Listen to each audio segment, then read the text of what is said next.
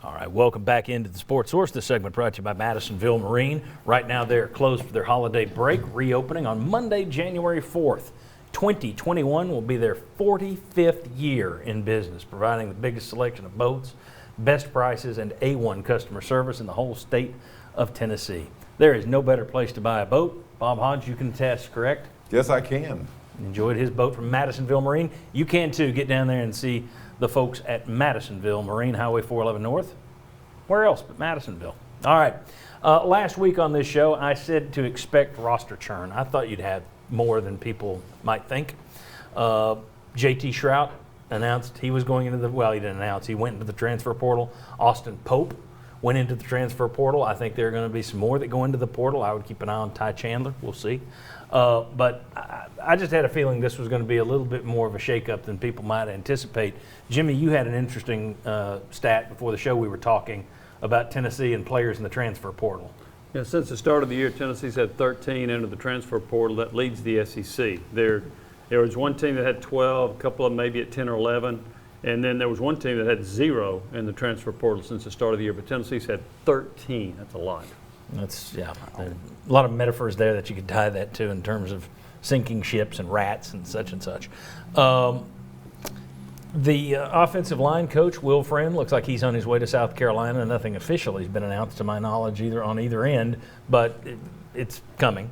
You also have the defensive line coach position from firing Jimmy Brumbaugh in week 4. That's still open. I think it would be safe to anticipate another change or two on the staff. So my question to you guys is, let's say that Philip Fulmer convinces people, look, I know what it takes to turn a program around. After 2005, I knew what we had to do, et cetera, et cetera. I've had to rebuild. And this guy needs another chance. Let him get out there with a quarterback who isn't going to sabotage you, et cetera. If you bring him back and he convinces everybody to do that, is Pruitt already kneecapped to the point that he can't maximize his chance next year because of roster churn, because of coaching turnover? I guess my question is there any reason to bring him back if you know next year is going to be an uphill climb? I was going to say the only way he can be unkneecapped is if Harrison Bailey turns into Kyle Trask or Caden Salter as Johnny Manziel. If they're not really good, I mean really good at quarterback next year, they're not going to be really good as a team. And if he turns anything, in my opinion, of less than an 8-win season, I don't think he would survive. Well, and there were a lot of people that said, okay, just get rid of Garantano. Well, here's the thing. You pushed Garantano aside. Did your record improve?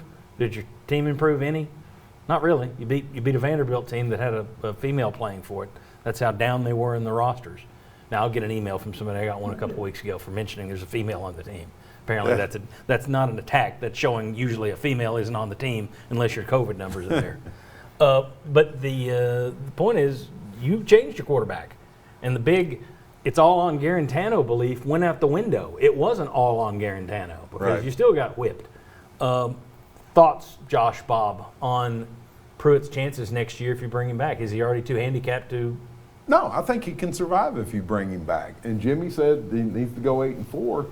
If you look at their schedule, 8-4 is a possibility. You may not even be any better than you are right now. But if you look, who did you play this year outside of Florida, Georgia, and Alabama that looked like they got better towards the end of the season? Missouri looked like they improved, but South Carolina didn't, Kentucky didn't, Vanderbilt Arkansas sure didn't. You're going to have 3 cupcakes from out of conference on your schedule. I don't think anybody's scared of Pittsburgh if all this stuff comes off. So I think you can go 8-4 next year and not be any better. You are definitely, you would go in and pencil it as you having at least 3 more wins added to that total. So you got to go 5-3 in SEC play or 4-4 in SEC play and hope that would survive. I would disagree with Bob. You got to be better to get to 8. I don't see having this team out there winning 8 next year. No, I mean, and you very well may be right. I'm just looking at the other team saying they're not any good either. Fight. Well, I don't. Right, and neither is Tennessee.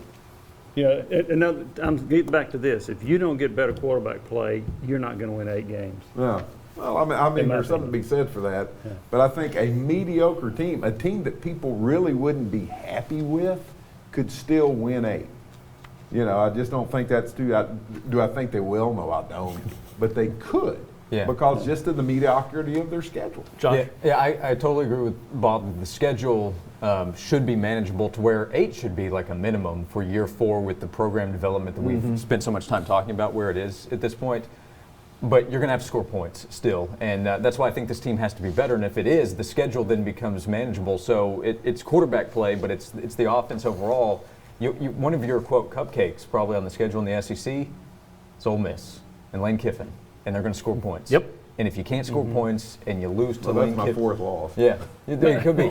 But if you lose to Lane Kiffin, giving up a ton of points at Neyland Stadium, good luck to you getting some support next year. Yeah, I just wonder if it's not already torpedoed. I mean, I said earlier, I just don't think you want to start all. I get the idea that we know that he's not the guy.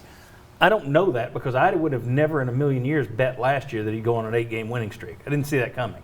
And nobody ever saw the massive losing streak coming after that either. So things happen that we don't anticipate. You go back to 2005, Tennessee was ranked number 3 in the country, was supposed to compete for national championship. They won 5 games. I didn't see that coming. There are lots of those things out there. That said, if you do bring him back and you've torpedoed him to where everything's new, this has a real, if the staff turnover occurs like we anticipate, and it's hard to find good guys to come in on a lame duck year, it has the feeling of Derek Dooley's final season. It feels more like that than getting things turned around and everything righted. Yeah. All right. Very good. When we come back, Auburn went through a volatile coaching search. Didn't take anywhere near as long as Tennessee's 3 years ago. But if Tennessee gets in the market for a coach, and believe me, we still got basketball to come up here. We'll talk about that. But if Tennessee does make a change, will their search be any better than Auburn's? And would it result in a name as good or better than what Auburn got? Come on back. Let's go.